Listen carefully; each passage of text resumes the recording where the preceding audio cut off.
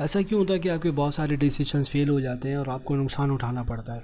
इस वीडियो में हम ऐसे 8 स्टेप्स के बारे में बात करेंगे जिनको यूज़ करके आप बेटर डिसीजंस ले सकते हैं और हालात को अपने कंट्रोल में कर सकते हैं। मैनेजमेंट में डिसीजन मेकिंग एक इसेंस की हैसियत रखती है। यूँ समझें कि अगर आपने मैनेजमेंट चलानी है तो आपकी डिसीजन मेकिंग बहुत स्ट्रांग होनी चाहिए। अगर आपके डिसीजंस ही बेकार हैं और वो ही कामयाब नहीं होते हैं तो इसका मतलब है कि मैनेजमेंट बर्बाद हो गई है, आपकी मैनेजमेंट इफ़ेक्टिव नहीं है। डिसीजंस की इफ़ेक्टिवनेस को इवैल्यूएट करने के लिए उनके आउटकम्स को देखा जाता है कि जो फ़ैसला आपने लिया था उसका नतीजा क्या निकला, रिज़ल्ट क्या निकला है। अगर उसका रिज़ल्ट, उसका आउटकम वही है जो आप हासिल करना चाहते थे या आपकी एक्सपेक्टेशन से बहुत ज़्यादा है तो इसका मतलब है डिसीजन बिल्कुल सही रहा। डिसीजन मेकिंग की जहाँ तक बात है तो सारे ही मैनेजर्स, चाहे वो टॉप एग्जीक्यूटिव्स हों या लो लेवल सुपरवाइजर्स हों, हर एक डिसीजन मेकिंग के इस प्रोसेस में होता है। इस प्रोसेस के अंदर गोल सेटिंग से लेकर मार्केटिंग स्ट्रेटजीज़ डिसाइड करना, एम्प्लॉयज़ के इशूज़, लॉजिस्टिक, प्रोडक्शन, सारी चीज़ें आ जाती हैं। यूँ समझें कि डिसीजन मेकिंग एक स्ट्रक्चर्ड प्रोसेस होता है। अब ये प्रोसेस हम कैसे यूज़ कर सकते हैं अपने फ़ायदे के लिए मैनेजमेंट में या आम जिंदगी में, तो इसके 8 स्टेप्स मैं यहाँ पर बताने वाला हूँ। पहला स्टेप है identify a problem. Decision making start ही एक प्रॉब्लम से होती है। अगर आप प्रॉब्लम आइडेंटिफाई नहीं कर सकते तो इसका मतलब है डिसीजन मेकिंग स्टार्ट ही नहीं हुई है। यहाँ ये जानना ज़रूरी है कि प्रॉब्लम को आइडेंटिफाई करना है, उसके सिम्टम्स को आइडेंटिफाई नहीं करना है, उसकी रूट कॉज को आइडेंटिफाई करना है कि आखिर ये मसला उठा कैसे है। जैसे यहाँ पर एक एग्जांपल दी है कि एक सेल्स मैनेजर जिसके अंडर में एक टीम काम करती है, वो ये कंप्लेन लेकर आती है कि उनके लैपटॉप्स आउटडेटेड हैं और वो अच्छा परफॉर्म नहीं कर रहे हैं। अब ये एक प्रॉब्लम है, प्रॉब्लम आइडेंटिफाई हो गई कि हाँ, लैपटॉप की परफॉर्मेंस बेटर करनी है, मतलब ये कि काम सही होना चाहिए, आउटडेटेड लैपटॉप्स का कोई ना कोई इलाज होना चाहिए।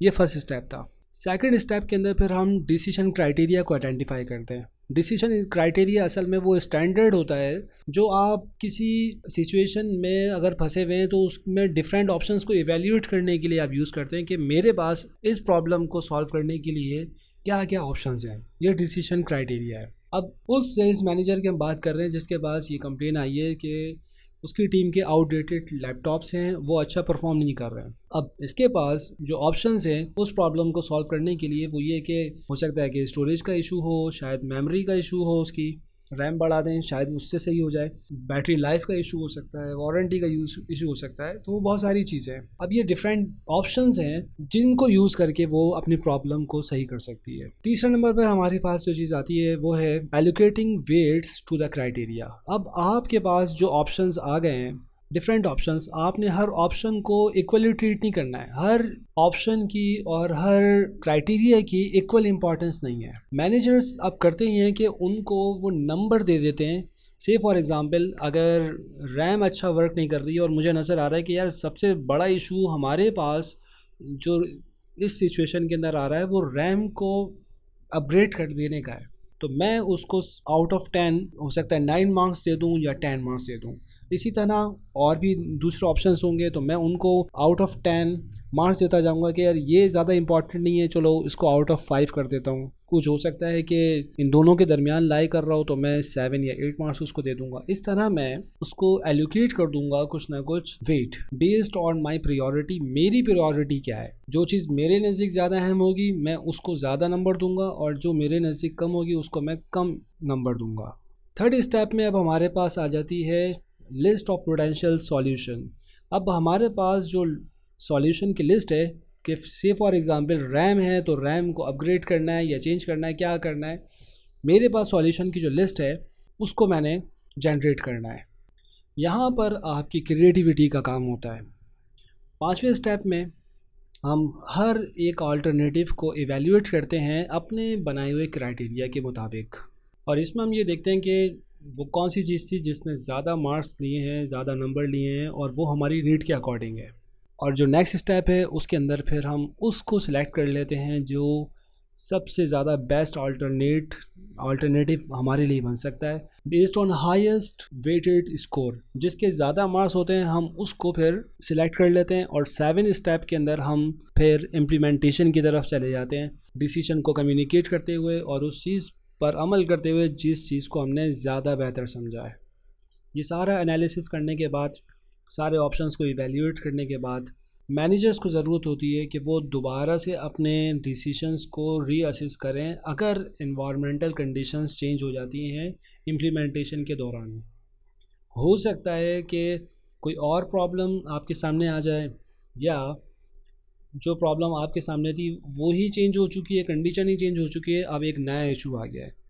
और 8वें स्टेप के अंदर अब हमने एज अ मैनेजर ये असिस्ट करना होता है कि प्रॉब्लम सॉल्व हुई या नहीं हुई। इम्प्लीमेंटेशन पर हमें लगता है कि शायद बात यहाँ ख़त्म हो गई, लेकिन ऐसा बिल्कुल नहीं है। प्रॉब्लम को देखना है कि अगर प्रॉब्लम सॉल्व हो गई है तो इसका मतलब है कि हमने डिसीजन सही लिया है, और अगर अभी भी प्रॉब्लम है, अभी भी वो इश्यूज़ आ रहे हैं, तो इसका मतलब ये है कि या तो हमने गलत अल्टरनेटिव चूज़ कर लिया था, या इम्प्लीमेंटेशन के अंदर कहीं ना कहीं प्रॉब्लम आई है, इम्प्लीमेंट सही नहीं किया है।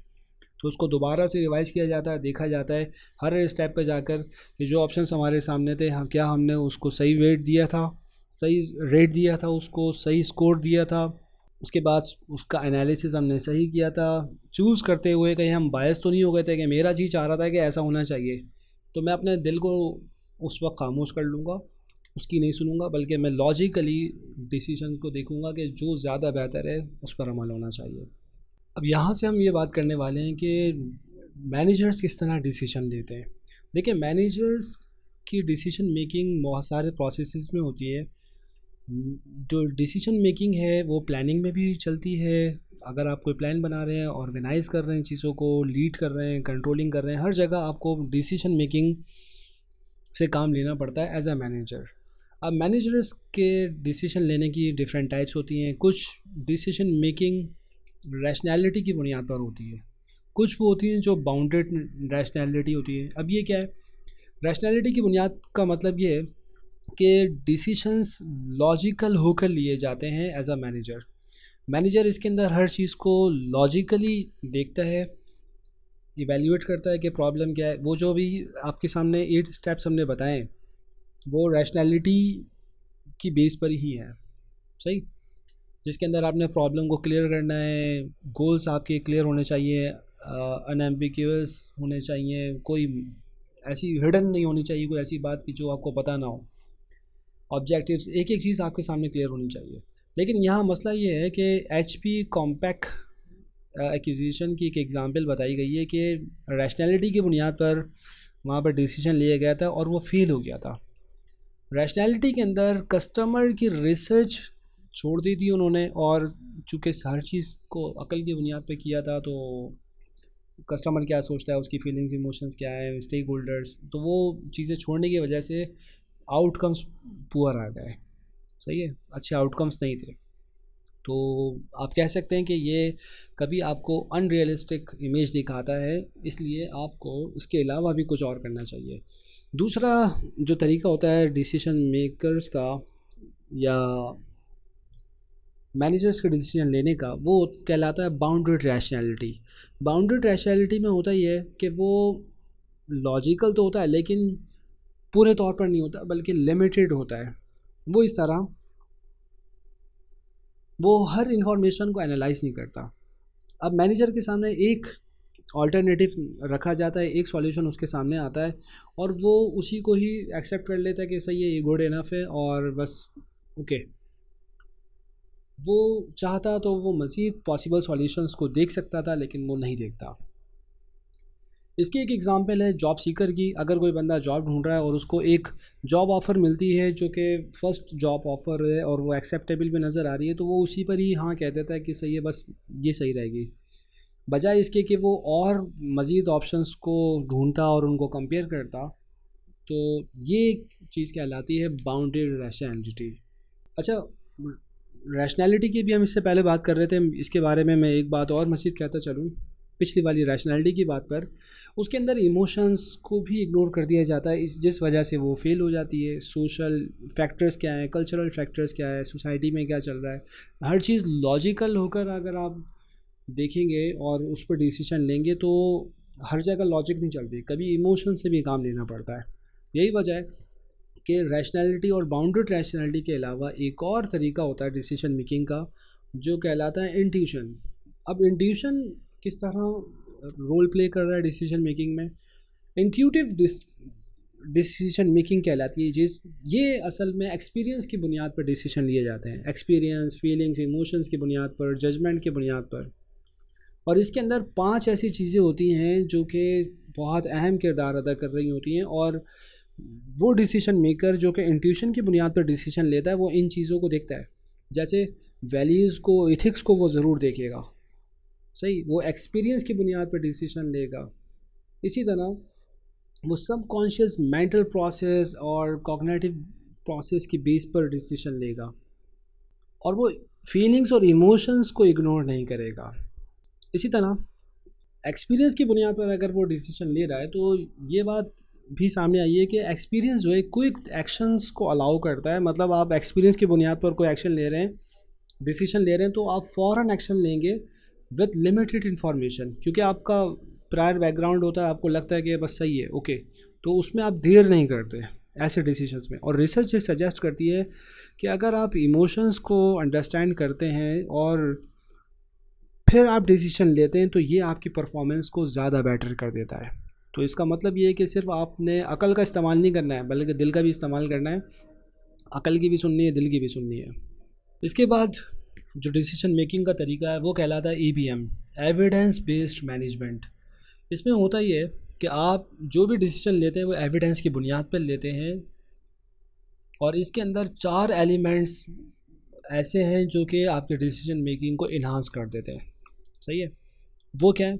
वो ये कि डिसीजन मेकर जो है, यानी फ़ैसला करने वाला, वो अपनी एक्सपर्टीज़ और अपनी जजमेंट को यूज़ करता है। मतलब इंट्यूशन उसके अंदर शामिल है, फीलिंग्स, इमोशंस वगैरह को, सही। सिमिलरली वो एविडेंस को भी इवैल्यूएट करता है, जो एक्सटर्नल एविडेंस उसको मिल रही है, सही। सिमिलरली वो ओपिनियन, प्रेफरेंसेस और वैल्यूज़ को भी देखता है जो कि स्टेक होल्डर्स की है, कि स्टेक होल्डर्स जो कि कंपनी के वो लोग हो सकते हैं जिन्होंने कंपनी के शेयर्स लिए हुए हैं, या जिनका भी मफाद कंपनी के साथ है, ऑर्गेनाइजेशन के साथ है, उनकी ओपिनियन क्या है, उनकी प्रेफरेंस क्या है, उनकी वैल्यूज़ क्या हैं, उसकी बुनियाद पर वो डिसीजन लेता है। और इसी तरह वो इंटरनल फैक्टर्स को भी इग्नोर नहीं करता, बल्कि उनको भी सामने रखता है डिसीजन लेते हुए, जैसे कि कॉन्टेक्स्ट क्या चल रहा है, सरकमस्टांसेस क्या है, हालात क्या है, मेंबर्स कौन है, हमारी अपनी ऑर्गेनाइजेशन का क्या हाल चल रहा है, ये सारी चीज़ें हैं। अब मैं अगर इसकी कोई एग्जांपल दूंगा तो ये हो सकती है कि से फॉर एग्जांपल अगर आप कोई चीज़ ख़रीदने के लिए जा रहे हैं, वो चीज़ आपकी फीलिंग्स, इमोशन उसके बारे में क्या है, ये चीज़ भी उसमें शामिल होगी। एक्सटर्नल एविडेंस क्या है, मतलब मार्केट अभी क्या कह रही है, रिसर्च क्या कह रही है, आपका जो न्यूमेरिकल डेटा है कि इस चीज़ की प्राइस क्या चल रही है, उस चीज़ को भी आप देखेंगे। आपकी अपनी वैल्यूज़ क्या हैं, आपकी फैमिली की वैल्यूज़ क्या हैं, सही है। ये पर्सनल लेवल पर अगर हम उसको देख रहे हैं, ओपिनियन क्या है दूसरे लोगों की उसके बारे में, वो भी एक एविडेंस काउंट कर लेंगे हम। तो ये एक शॉर्ट सा क्या कहेंगे हम, इंट्रोडक्शन था, ओवरव्यू था इन सारी चीज़ों का। अब मैं ये चाहता हूँ कि डिसीजन मेकिंग के टाइप्स पे हम बात करें कि डिसीजन की टाइप्स कितनी होती हैं।